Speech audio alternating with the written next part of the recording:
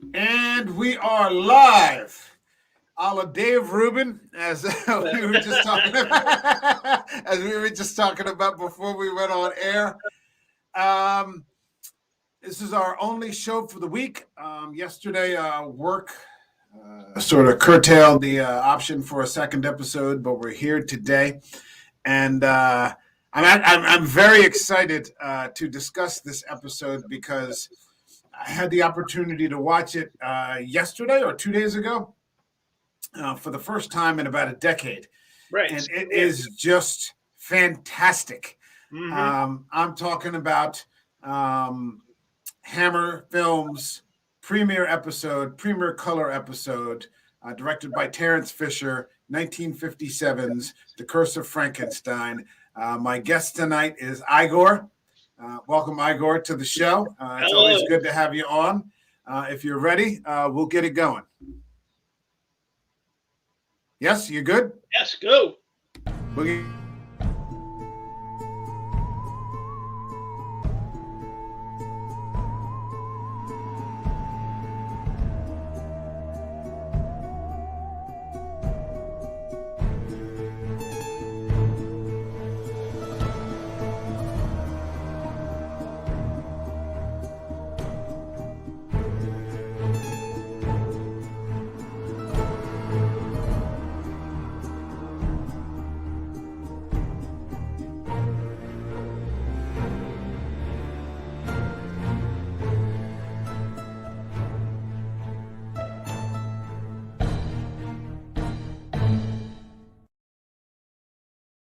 All right.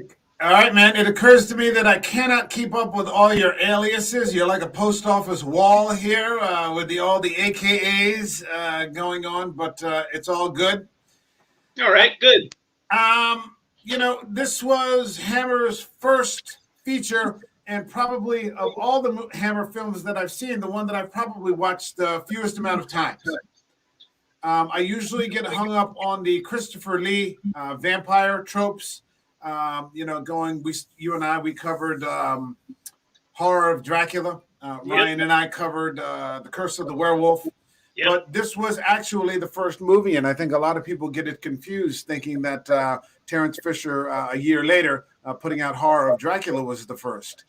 That's easy to do because as soon as Christopher Lee came on the scene as Dracula, he kind of took over the imaginations of horror fans more than Frankenstein or The Mummy, which were their two other tent-post movies.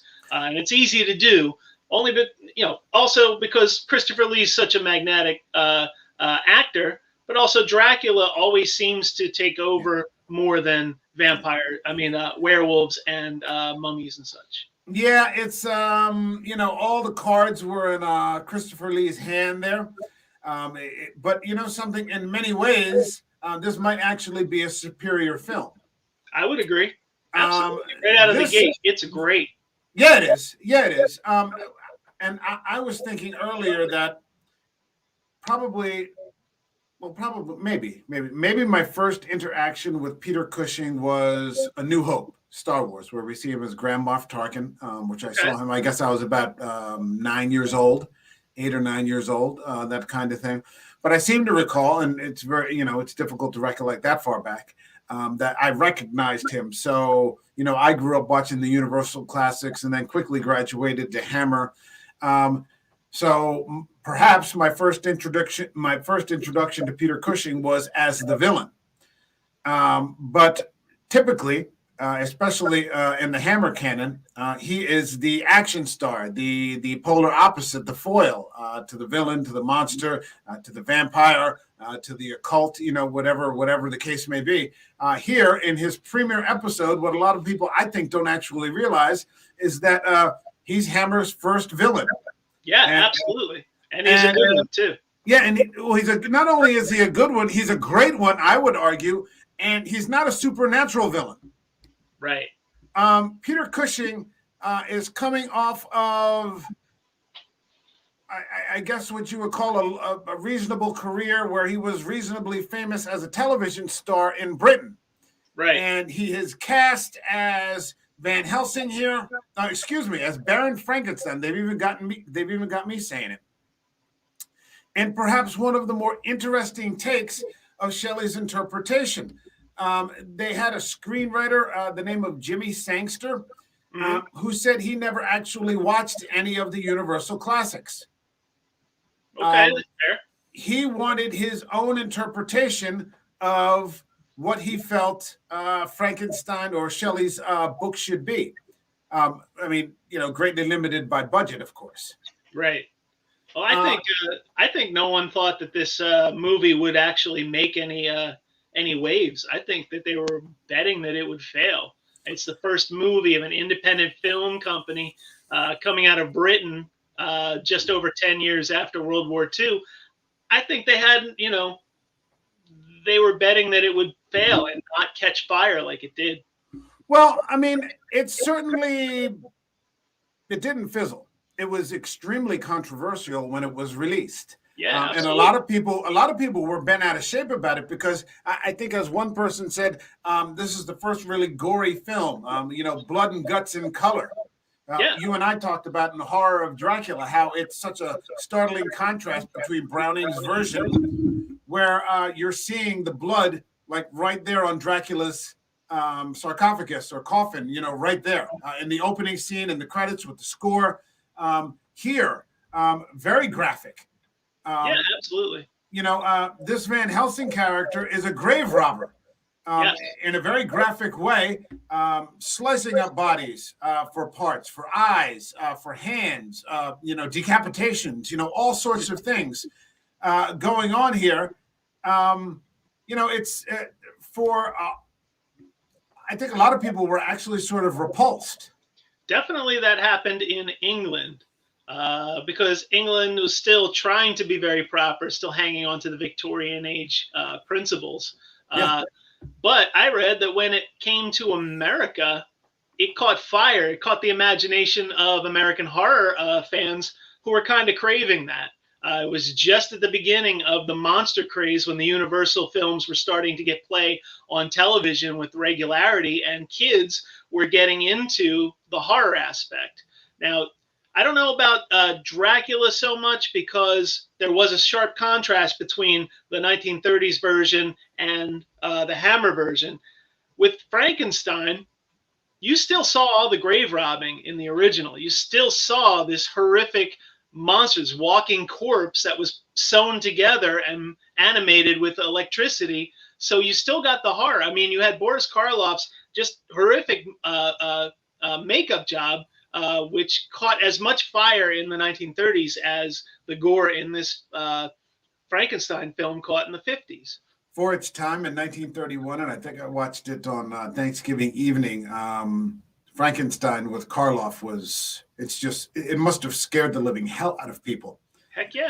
And so, excuse me, 26 years later, another generation, we have this interpretation. I would argue certainly more graphic. Let's be honest. It was totally done to catch people's attention. I mean, there was over and over and over. They're doing these graphic things, whether it's, I'm going to pull these eyes out, or look at this corpse with the birds pecked all its eyes out, or I'm going to take a head, saw it off, and drop it into an acid bath. I mean, it was definitely just trying to get attention in any way possible. But, I mean, when you stop to think that, this movie was made, I think, for about 65,000 British pounds. Right. It goes to show that you don't need a huge budget to make a great movie. Oh, yeah. Sure, most of that money went to the practical effects, too. Yeah, I'm not exactly sure, and maybe you've listed them right there, what Hammer's strength actually is. It isn't necessarily dialogue. It's certainly, I would argue, is solid performances. Mm-hmm. Solid performances. Terence Fisher has, I think, directed over 36 of these movies. Right. But, I mean, what is it that you think the actual strength of Hammer films was back then? I think, A, it had sex appeal. B, it had graphic violence, or at least, 50s version of graphic violence.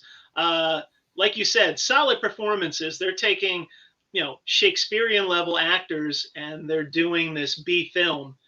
So that kicks it up a level, where American B films, you had, whoever just graduated from the drama department in Cucamonga U. Gotcha. So I think those things combined did it. Plus, a very hungry audience in America of young people who wanted to see this type of film. I mean, never underestimate the power of this monster craze that was going on in America in the 1950s. So Hammer just sort of was doing fan service immediately with this movie. Well, you're looking at the advent of the drive-in theater.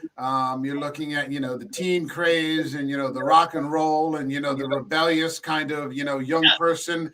And now they've got these sort of gory movies to go along with the different things that they're trying to do and break away from the previous generation, so on and so forth. America, is in a period of relative prosperity. You're getting away from the war, so you have time to focus on these things like just going to a horror movie with your girlfriend or a bunch of your friends and so on and so forth. So the timing is actually quite perfect. Yeah, kids had money. Yeah. And they were being raised in a sort of very tepid culture in America in the 50s. The way the boomers would say it, anything that was transgressive was something that grabbed them, or anything that was outside of the norm. And definitely Hammer movies were outside of the norm. You got to see cleavage and blood. It's a score. You take a 14-year-old kid, put him at a Saturday double feature, and you're seeing all these great horror cliches. Yeah. I mean, the thing about Hammer is they wrote the horror cliches that we hang on to now. And I noticed that watching this movie, the sets were perfect, ridiculous. These boiling pots of red stuff with the smoke and all the wires and the copper and the spinning wheels. That what does it do? It's just spinning, but it's this great laboratory scene where you're like, this is awesome. Yeah. This is a great laboratory. Yeah, it is. It's just, it starts off with the beautiful Hammer backdrops that you get, where you're seeing, the Eastern European countryside. You're introduced to this Baron von Frankenstein as an adolescent who is kind of a cold fish. You're introduced to him on the day that his father dies, and he's interacting with some relatives, some of which are there only to see that, their dowry or payments, that they usually get, their income is going to be maintained. And he agrees to do it, but, he's like extremely curt about everything. He's not a touchy-feely person. He doesn't seem particularly remorseful or saddened about the death of his parents. Everything is very businesslike. And I guess what begins as a sort of detachment that just continues to grow, so that he can continue to, do these horrible things and never really seem to be impacted by any of them. Like the moral burden of any of this is just completely gone from, his conscience. He really doesn't seem to have a conscience. I think he's kind of at that introductory scene, you're seeing what's the beginning kind of a psychopath. Right. He's a real sociopath and not a good guy. And they just establish that right away. So you don't feel sorry at all for the direction that this character goes. There's no sympathetic bone in his body whatsoever. No. They keep hammering at he's not a good guy, to the point where they took the maid, who was a vampire bride in the next movie, but they took this maid and there's some sordid affair with him and the maid, and he's stringing her along, and they just put that in there, one, for sex appeal, but two, to hammer home that this is not a good guy. Yeah, this is not a person who forms attachments. Things are an issue of convenience for him, and that tends to be about it. And there it goes. I think you kind of used the word, he's a pimp, I think you said. I did say that when I was watching it. It was great because my big thing is Hammer film Dracula is a pimp. He's got all these women that he's stringing along, and I had forgotten about the love affair but with the maid, and he's sort of flirting around with his cousin during this thing, and I was like, God damn it, this guy too, he's doing the same thing. Yeah, he's got them both in the same house. Yes. We've got the return of the ever busty Valerie Gaunt, who played the vampire woman in Horror of Dracula. She is the maid Justine, who is clearly more than the maid. He's clearly fooling around with her and is just lying to her that he's going to marry her, and she's so naive that she believes it until he moves in his cousin that he's going to marry. I mean, it's unbelievable. And for me, it was refreshing because I'm watching Peter Cushing play against type. Right. At least for Hammer films. Yeah.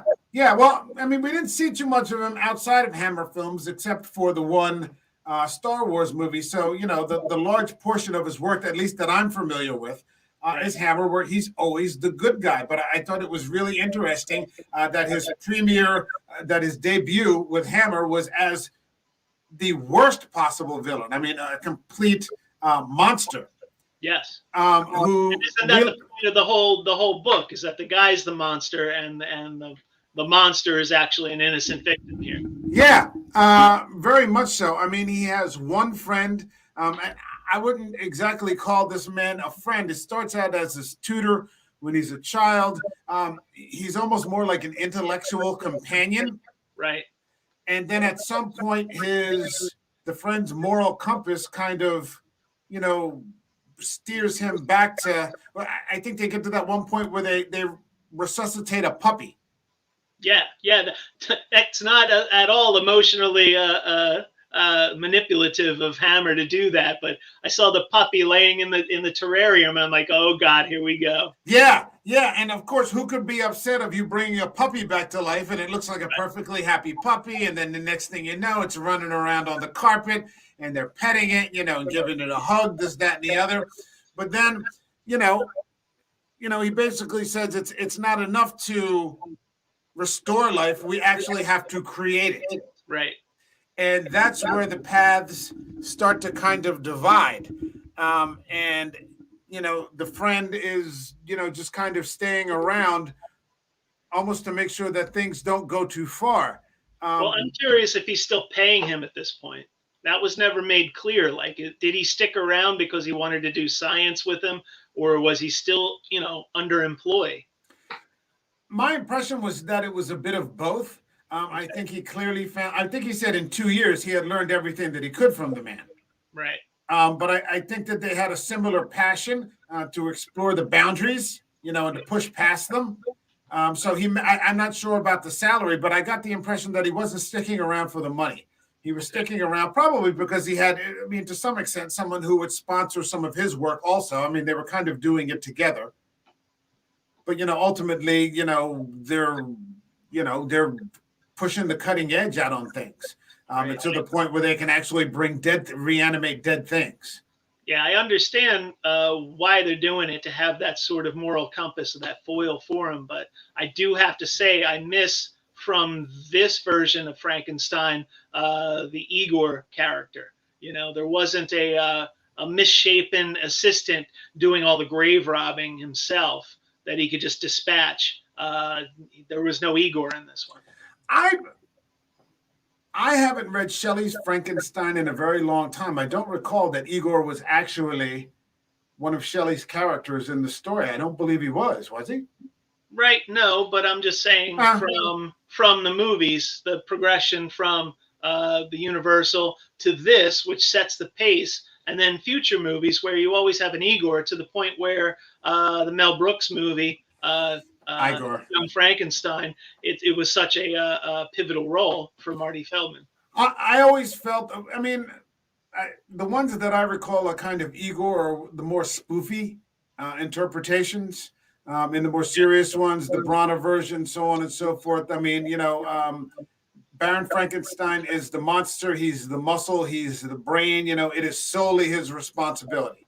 Right. And that kind of thing. And those are the ones that I kind of appreciate the most. That makes sense in this film, definitely, because it sets up that character arc of the two of them and the split. Right. And it starts off where he's already in prison. Yeah. and he's going to his death, and that's kind of how Frankenstein begins, where the Baron relates his tale of how he's gone wrong, and where things have come undone so much. But I've never seen an interpretation of Baron Frankenstein where someone was just so blatantly evil. Yeah. Usually he's just a misunderstood, obsessed with science and can't see the morality. This one is someone who's gone off the deep end, who's a sociopath who happens to be a scientist. Yeah, and he's just completely remorseless. He shifts the blame constantly to his friend when things don't turn out the way that he wants them to. There's just no sense of responsibility, anything like that.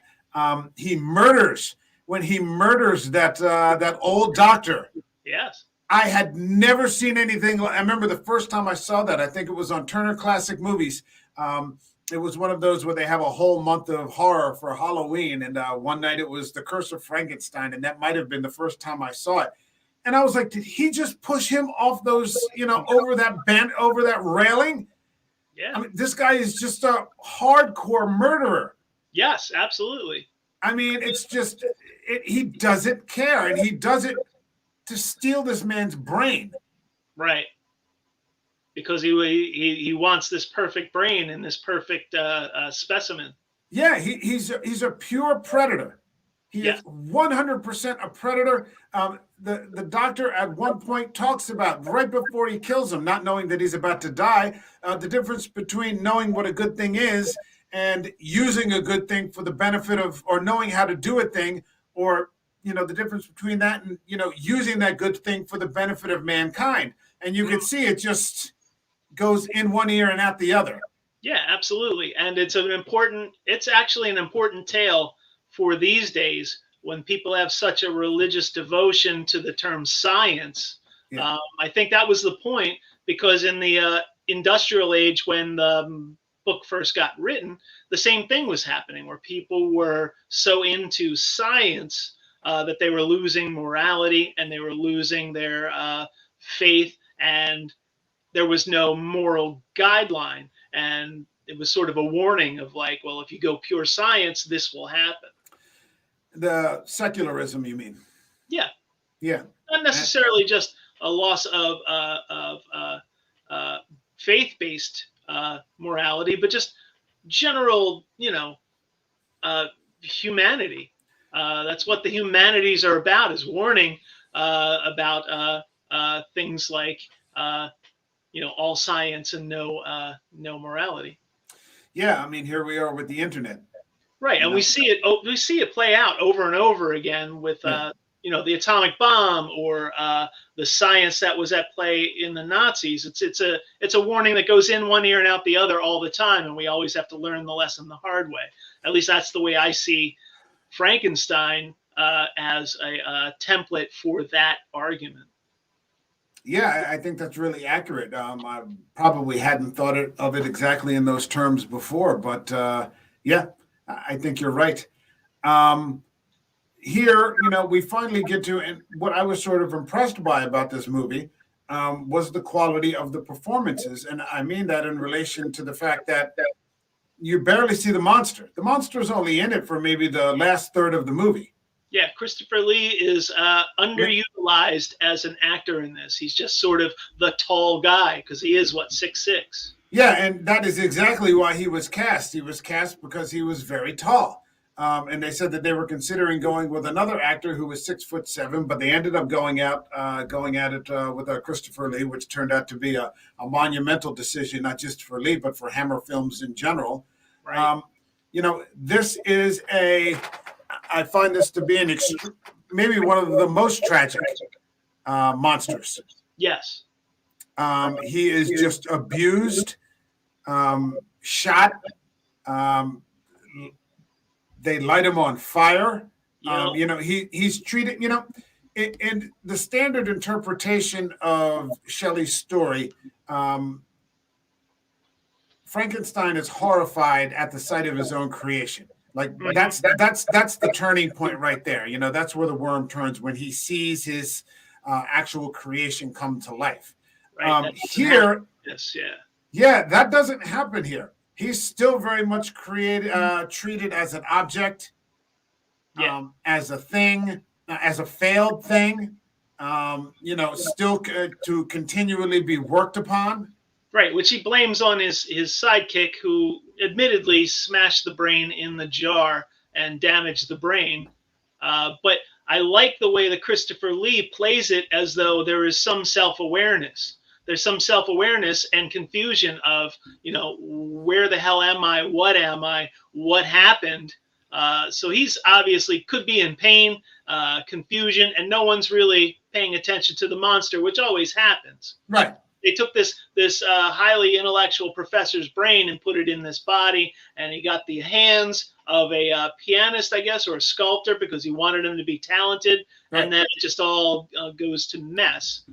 That one scene where Peter Cushing pulls the hands out of a bag, and he just puts these two hands down on the table, and they just flop down like two dead fish, and you're like, holy shit, even for 2021, I was like, holy shit, that's really, that's gruesome. That's just gruesome. They were going for it. Yeah,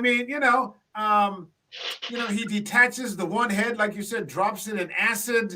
Yep. I read there was a scene where you saw the head go into the acid and disappear and get eaten away, but that was lost on the cutting room floor. We've talked consistently about what a undeterred character Peter Cushing always plays. Mm-hmm. This might be to the nth degree. He won't be stopped by anything. Right. He actually uses Valerie Gaunt.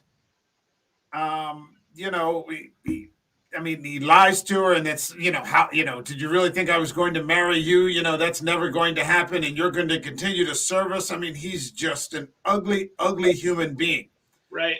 And when she makes the tragic mistake of insinuating that, she's going to find out something to get the drop on him, you could see which way that's going to go.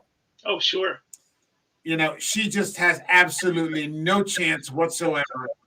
And we find out that even a woman scorned is no match for Peter Cushing. Right. He's like the devil. Mm-hmm. He's got a straight line to his end, that's for sure. Yeah, this is probably one of the more underrated versions of Shelley's story. Okay. I would argue. I think that, the Universal takes up most of the oxygen in the room. But this is a fantastic version, and I think you're right. Among Hammer films, the Dracula movies get most of the oxygen in terms of that production. I definitely think the Robert De Niro version steals a lot, or at least is inspired a lot by this version. I think it's a direct line from one to the other, even though they explore the humanity of the creature more, and there's more themes at play. I think it owes a lot to this version. Well, that's the closest interpretation to Shelley's book. Right. That creature that eventually comes to pass is this extremely well-spoken. He's not the mute that Karloff portrays or that Lee portrays. He's much more like De Niro's character, who becomes a very educated person who has just spent long periods of time suffering, because once he comes to life, the Baron Brana is horrified, and then he runs away, and so he leaves the monster to fend for himself in the world, which he manages to do, only to find him sometime later. Frankenstein sort of abandons him and abandons the whole idea, and just sort of picks up his life again. Yep. Only to have this monster sort of reappear and say, no, you're responsible for me, and you're responsible for all these things that have happened. And, the story sort of continues. I think, most people don't realize that, because they get their Frankenstein from the, one of several, movie adaptations. But most people Branagh's version is very underrated. Huh? What is that? They get it from the cartoon, Freaky Monsters, the one from Saturday mornings. I don't know that one. Freaky Monsters? I'm drawing a blank on the name. Scooby-Doo? The cartoon that was made by the Scooby-Doo people about monsters. Oh, I don't remember that one. I'm drawing a blank because I'm old and I have holes in my memory. Yeah, I understand. I just it's refreshing to see Peter Cushing play against type. It's refreshing to see Christopher Lee play against type. Sure. He is usually just the voiceless, no line villain through these movies. And you actually have quite a bit of sympathy for him. He's very tragic. He's constantly abused, but he can't seem to die, or Peter Cushing won't let him die. Right after Peter Cushing kills Valerie Gaunt, the next morning he's spreading marmalade on his toast and, having himself a good old time. And, it isn't until the very end where he, and then when Christopher Lee, comes at him for the final time, he ends up just popping off rounds and ends up shooting his own fiance. Mm-hmm. He finally gets his just desserts, headed to the guillotine. Well, it's an odd thing that they didn't have his monster kill him. It was an odd choice because the whole thing about Frankenstein, it's based on the story of the golem from Jewish literature, where the monster that you create is going to destroy you. And this one, everything gets destroyed around him, but then he's left to, in a prison cell. And I thought it was a great scene that his friend just shows up and pretends like none of it happened. This is just a crazy person just making up stories to get out of murder. It was an interesting twist at the end. Did you think that was a just way to handle the situation? It was good in the context of this Hammer film, but I don't know that it really fulfilled what I look for in Frankenstein movies, which is the monster destroys his maker. Yeah, his maker. Yeah, the modern Prometheus. But I'm good with different interpretations. I'm just looking for the trope to play out. And that's the way I understand the trope is you create this monster, the monster destroys you. Well, this is such a wildly different take in terms of its interpretation of the Doctor that, maybe he deserves something a little more harsh. Right. And it was harsh at the end. They're marching him out to his death. And, all these Hammer movies are set in vaguely Eastern European countries. The last thing you expect at the end is a guillotine. Yeah. But it's such a symbol of ultimate death penalty is the guillotine. Yeah, and in the end, he's dismembered. Mm-hmm. In the end, I think, in the typical Shelley interpretation or in the more classic interpretations, there's some reconciliation between the monster and his maker. Right. Here, there is none of that. And right, they're both resigned to their fate because they know that what they did was so transgressive that they both deserve to die. Yeah. And in this one, it wasn't like that. The monster just sort of winds up in the acid bath and disappears. Yeah, and Peter Cushing really doesn't deserve any sort of, what's the term I'm looking for? He really doesn't deserve to, have things smoothed out towards the end. Right. There's no sympathy, but he also doesn't really find any redemption at the end at all. He's still hanging on to, I'm the smartest, I'm the best. I did this thing, but I can't prove it. Tell him, Paul. And his boy's just like, nah, bro. Yeah. Yeah. You got yourself into this one. I've been telling you for years, there's a lot of dead people now and you're a monster. You need to go. Yep. Which I'm sure it's an interesting character study. And I'm sure that must've been difficult for, his friend Paul, who, probably knew him since he was a child. Mm-hmm. and just watched him turn into this horrible, monster, this devil. Right. It was interesting that the priest was sort of a non-starter. He was just sort of there. He wasn't really part of any redemption, even though he's talking to the priest. He's not really confessing. He's just sort of trying to save his ass, but not in a spiritual way. It seemed weird that the priest would be there. Well, I got the impression from the priest that he picked up right away that this was not a sincere or repentant person. Right. He kind of, I got the impression that he kind of got that vibe right away. And not to mention the fact that Peter Cushing jacks up the priest within like the first 2 minutes of the movie. He jacks him up against the wall, and you're like, hey, buddy, like, you called me, I didn't call you. Right. So you're starting off with the idea that this guy isn't really ready to come clean. He hasn't exactly got his hat in his hand here. Mm-hmm. This isn't Jean Valjean over here. This is a bad guy. This is about as bad. He was probably the worst guy in that prison. I hope that there are a ton of other, and I think I have a few others. A ton of these Frankenstein movies. I think there were like 4 or 5 sequels. 7. Seven. Well, they went all the way to 1974. I think they got more exploitative and more psychedelic and more titillating with the women, but there are some interesting replays. And Cushing's not in all of them, but of course, how does he show up in them? Right. Well, I think I have 1 or 2 of them. Maybe I have the Revenge of Frankenstein in that multi-pack that I have.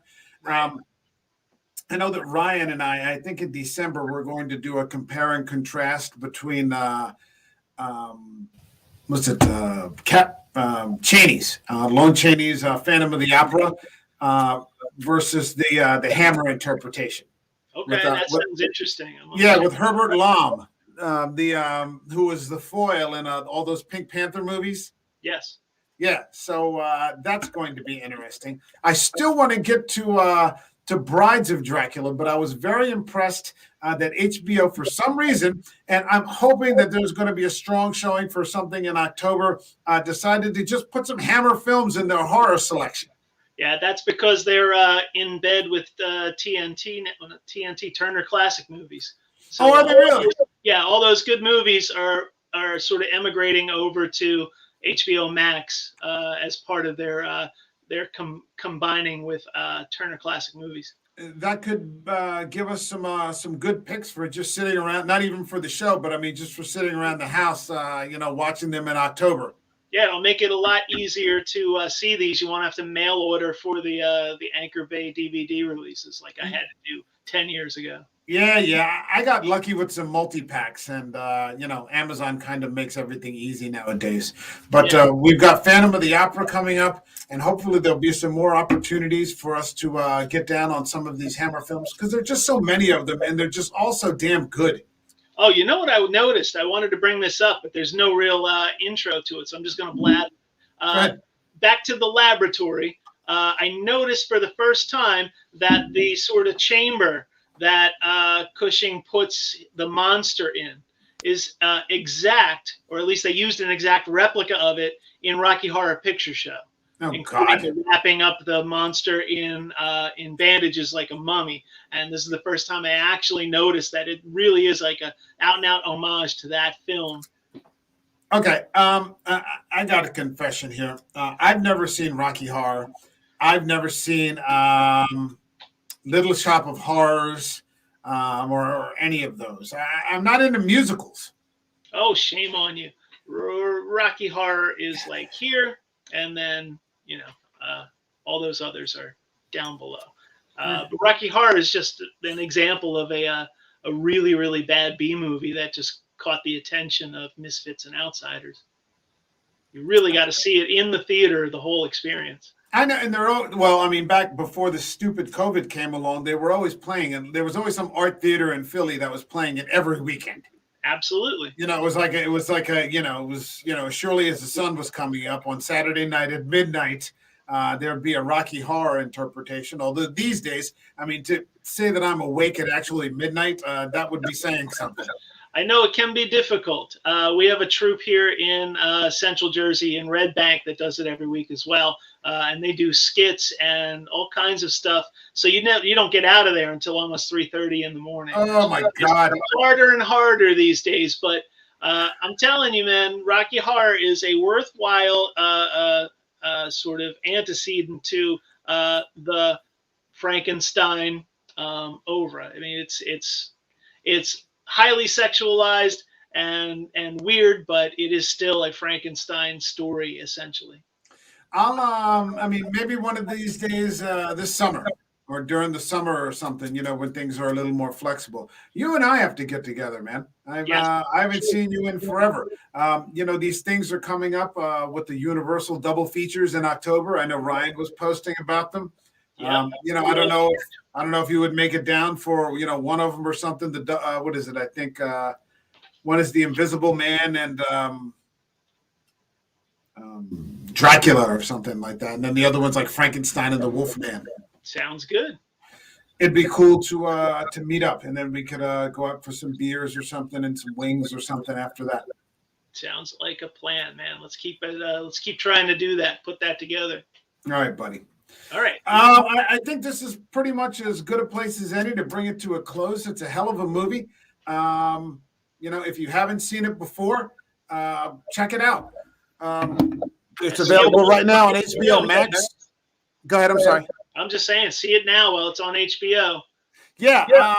Because I'm lazy. I have the DVD on my shelf, and I would never get up off of my ass to put the DVD into the machine. So thank God we have HBO Max, because I just have to move my thumb and boom, boom, boom. There it is. I'm actually of a mind right now, after this is over, to go watch the Brana version. Oh, well, that sounds like fun. We got the Giants game, which started about 10 minutes ago, so I got to get down. Okay, I'll let you go. Next week, we'll be back with, let's see, Let the Right One In on Wednesday. Me and my buddy Doug, we're going to be covering a really, really underrated vampire movie, foreign vampire movie, Swedish flick, Let the Right One In. And then we're going to be redoing our episode of Carrie on Thursday because we lost the stream because of Hurricane Ida. But that movie's too damn good not to complete, so we're just going to do the whole damn thing over again. And for the first time, we're having Eric on the panel. All right. So Eric's going to be there with me and Rod, so that ought to be really cool. Thank you again, Igor, for stopping in, and we'll catch up again real soon, buddy. All right. All right, peace. Oh.